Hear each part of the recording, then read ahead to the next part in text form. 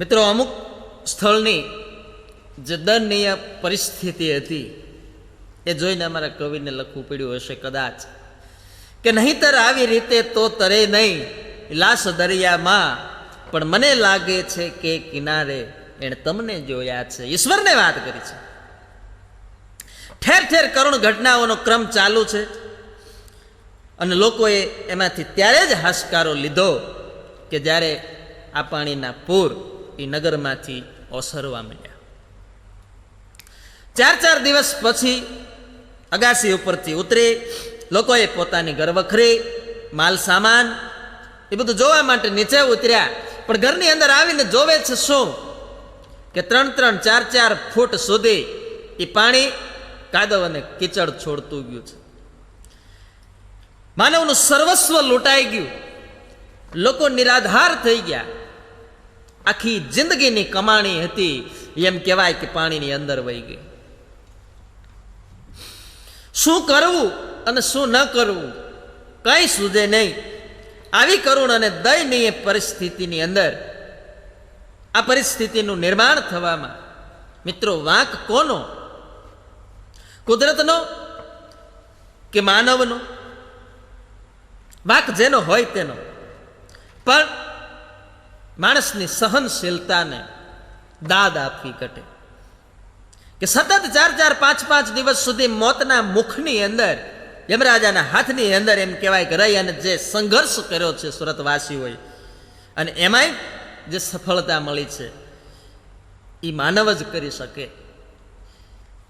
એના માટે આ ધરતીનો ધબકાર શું છે તો કે સુંદરતા વિખાતા સુરત તણી, સૌ રાતા આંસુડે રોવે, જોનારા ફાટી આંખે જુએ, એ સૃષ્ટિ માથે શામળા. મારા સુરતના એવા સિરતાજ ગયા કે હે માનવીઓ, હવે તમારા વિના અંધકાર છે.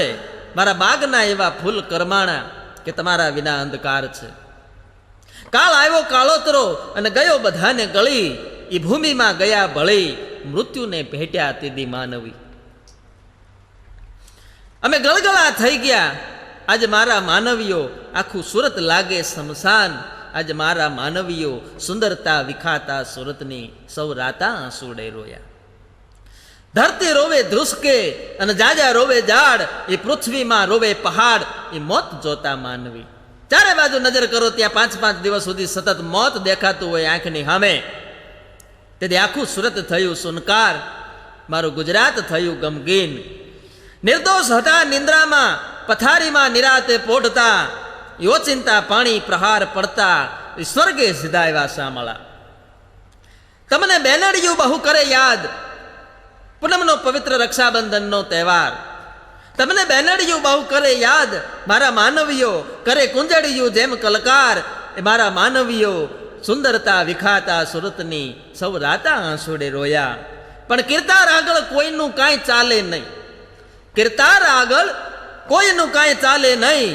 એ ઠાકરે બતાવ્યું કામ, એ ભાંગી નાખ્યું ભૂધરા. હે ગયા 16 કળાએ ખીલનાર. આવી જેની દશા થઈ હોય અને ફરી પાછું સુરત બેઠું થઈ જતું હોય ત્યારે એ સુરત માટે વધારે નહીં પણ સુરતના જ કવિ મુકુલ ચોકસીના 2 શબ્દો દિલાસો આપતા હોય માણસને. એવા 2 શબ્દો કે ચાલો ફરી પાછા હસતા થઈ જઈએ, તાપીને કિનારે વસતા થઈ જઈએ. ગમે એટલી હોનારત આવે, પૂર આવે, ચાહે પ્લેગ આવે, ભૂકંપ આવે, પણ એ જ તાપીના કિનારે ચાલો ફરી હસતા થઈ જઈએ, તાપીને કિનારે વસતા થઈ જઈએ. રડવાનો નથી સમય, આ તકલીફના પહાડો ચડવાનો સમય છે. ખુમારી વાળી પ્રજા છે. ગમે એવા તકલીફના પહાડો હશે પણ એ પ્રજા બેઠી થશે. એટલા માટે કીધું કે પાણીમાં ડૂબે ઘર, સામાન ને મિલકત, કિંતુ નહીં ડૂબે વિશ્વાસ ને હિંમત. કદાચ સામાન, ઘર બધું જ પાણીમાં ડૂબી જાય પણ આ સુરતીઓના વિશ્વાસ અને હિંમતને મિત્રો દાદ આપવી દે. તો આ પૂરની ઘટના અને એના આ તાદ્રશ્ય ચિત્રો આપની સમક્ષ માધવ સ્ટુડિયોએ રજૂ કર્યા. અને સુરતની જે પરિસ્થિતિનું નિર્માણ હતું એની આબેહૂબ ઘટનાઓનું વર્ણન આપની સમક્ષ રજૂ કર્યું. આભાર.